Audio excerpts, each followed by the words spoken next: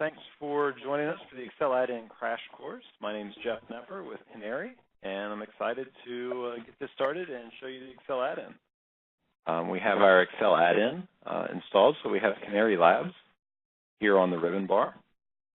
To begin, I'm going to connect to a historian, and I can do that by using my Set Endpoint feature.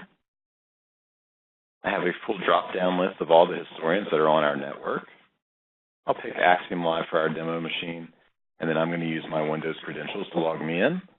If you had security set up for username and password, you could, at this point, require username and password.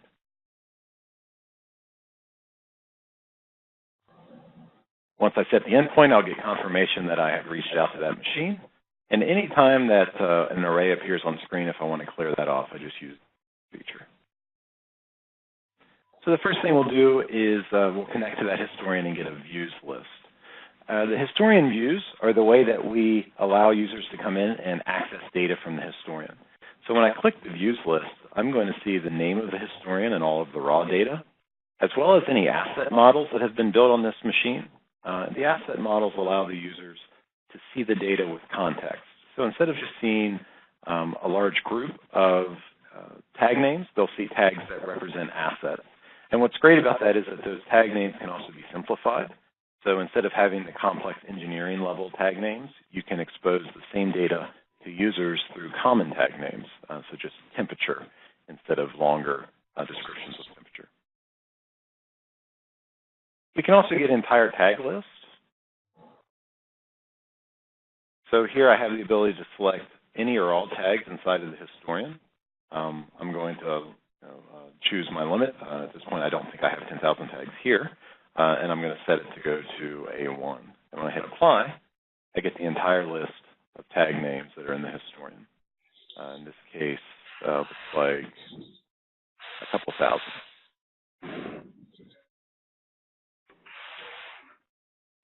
I also have the feature of tag properties and tag data context. Tag properties allows me to look into the historian, search for specific tags. I think I had an inflow search there first. And then I can take those two tags and bring any metadata that's associated with those tags. And so with our historian, we allow you to store up to 100 plus properties or metadata properties. And this is the way I can access all of that information. I can transpose those rows and columns. What's great about this is I can now do bulk edits on my metadata and then line this up and copy and paste it back into my Canary logging sessions. This is a very fast way that I can actually edit logging sessions and add or adjust my metadata. And then there's also tag data context. With tag data context, I'll use the same tags that I've been searching. And this time I'm going to bring in some data like the latest timestamp, the latest value, the latest quality reading, and then also the oldest timestamp for each of these tags. So I can see that I've been logging data on the inflow since 2005. The last value is 723, and it's a good quality. All right, moving over, now I'll show you how you can access raw data. And I've got this currently set up into another worksheet for this. Let me clear that out.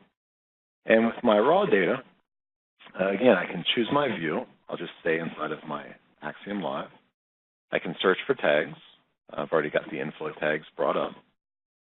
I'll select both of them. You can choose start and stop times. I'll go back to this morning at 6 a.m. And then I can also choose whether I want the sort order to be ascending or descending based on timestamps. And I have a lot of different header options that I can choose. On this one, I want to demonstrate that we can not just bring in timestamps and quality readings, that we can also bring in annotations on the data. It looks like everything is set up. Great. And so very quickly, I brought in 4 hours worth of raw data. Here on the first tag, the inflow, this is 1 second updates. So as you can see, we brought in several thousand readings very quickly. It's a nice tool because it doesn't slow you down even when you throw a lot of data at it. I don't have any annotations on this data, but if I look over at the second tag, the inflow average, which looks like it's a 15-minute average of that raw data, again, raw as well, I shouldn't say it that way. It's being calculated at the PLC to average the inflow in 15-minute intervals. And I can see the averages. And then this morning, I highlighted and made an annotation on the trend chart and said that this was the peak flow for the morning, which would have been right after the 483 reading. So that's how you can use the raw data. You can bring in as many data values as you'd like and display things like annotations here, which is really helpful if your team's using the annotations feature in the trending tool. All of your annotations can come out, not just what the annotation was, but you can also bring out the user that entered it, as well as another feature when they entered it, along with the data point that they entered it upon. So raw data is great, but sometimes raw data, like in this case here on the left, can be a bit overwhelming. We may not really want 12,000 pieces of raw data looking at us, and that's where the next feature, the process data, becomes very valuable. So with process data, we're going to look at the same tags. This time we'll look at that inflow tag that was updating every second. And we have the ability to say, let's look at, here, instead of July 31st, since it's already there, we'll do the 29th through the 31st. And I just want to know what the average was. And so I'm going to do time average, which is the average weighted by time every hour. So 1 hour is already there, 1 H for hour, and I hit apply. And so now I'm seeing every hour on the hour, the 1 second raw data, time averaged by weight of time for the last, from looks like July 29th through July 31st. Now I can come right here beside that. That's my output location, the D1. And instead of time average, now I'm going to want the total flow every hour. Hit apply, and it's calculated the actual total. So it's taking all of the raw data every hour and rolling it up in a calculation of total. So very, very helpful tool. We have a full list of aggregates that are available. And to see those aggregates, you can use our aggregate list right here. Now, these are OPC aggregates, which means that they are defined based on the OPC standards. Let me actually clear all this off and do it over here, make it easier to see. There we go. And so the OPC is going to give us, OPC Foundation is going to give us 2 different versions of most aggregates. They're going to give, as you can see here, total and total 2. The first one is using interpolated bounding values, the second using simple bounding values. And what that basically means, bounding values would be the time interval. So if we picked hour, for instance, at the start of the hour and end of the hour would be the bounds. Interpolated bounding values will only count those bounds if it is a good quality score. Total 2, simple bounding, will give you those bounds whether they're good quality scores or not. Now you can read a whole lot more about this in some of our documentation. But just know that as we go through these, if you see a 2, that's going to give you the value no matter whether it's good or not on the bounds. So we have 2 different averages. You have a regular average and a time-weighted average. Totals, min and max, time in minimum or time in maximum, the difference of range between the min and the max, the total count, which would be the number of raw values in that time interval, how long we spent in a 0 or a non-zero state, the actual number of changes between the 0 and non-zero state, and then starts and ends, so the value at the beginning of the interval, the value at the end of the interval. Delta is the difference between those 2 values. These 3 are the same, just with using the simple bounding values. Instant will give you the exact value at the beginning of the interval. Then you have some quality scores, how long was a good read, how long was a bad, the percentage, and then the worst quality in that period. Variance of sample and population, standard deviation of sample and population. So all of those aggregates are available to you to be used in your process data field. There are a few things more I want to touch on. The value add feature. And your value add feature is going to allow you to choose your tag and then do some really interesting work on that. So you can pick a start time. In this case, I'd pick July 1st. And then you can pick a direction, either forward or backwards. So if I wanted to know from July 1st to now, when was the first time that my inflow was equal to or above 1,000? Going to go back, look through all the raw data, and return for me the exact time since July 1st that my inflow went over 1,000 and give me that value. What's great is these expressions are numerous, so I can do above, greater than, less than, equals to, exact quality, or exact score, as well as quality good, bad, or no data.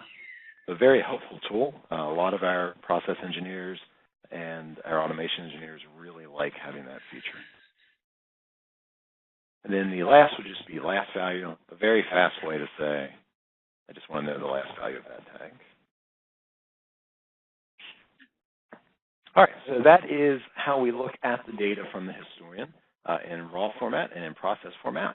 But there are two other features I want to show you that I think you'll really find value in, and those are our events features, both looking into events that have been established already in the historian and then creating your own as you go. So I'll come to a clear workbook, and when I come to my events, I guess the first thing to show you real quick is in the version 17 and newer of the Canary historian, we have in the admin section an events feature. And the events feature allows you to create event rules. So if I come to my configuration, I can see that I created an event rule called peak flow. It's an inflow average greater than 1,000. It points to the data source. There's my tag inflow average greater than 1,000. That's my start trigger for the rule. I set up notification that I would receive an email anytime that event happens. And I asked it to create some properties along with that. I wanted to know during these events what was the maximum inflow reading. So that has created that event rule. It's powering a separate database. And when I look at that, I can pull all of that data. So if I just wanted to know since the 1st of July, gives me all of the peak flow events. I'm going to look for only those that have started and ended within that range. And I'd like to send on time. We'll go ahead and hit apply, make sure I'm set up A1. And very quickly, it looks back from July 1st forward, and it shows me that these are the instances of those events. Now, I don't want to see the shorter durations, so I'm going to ask it to filter out. I just would like to see greater than 30 minutes durations. It recalculates, and I'm only seeing those durations that were greater than 30 minutes. I'm going to increase my reach back to May 1st.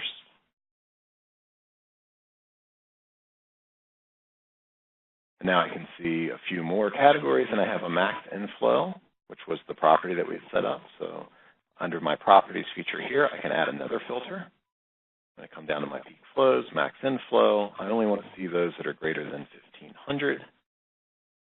We'll hit add, and it should take two of those off the list. And there we go.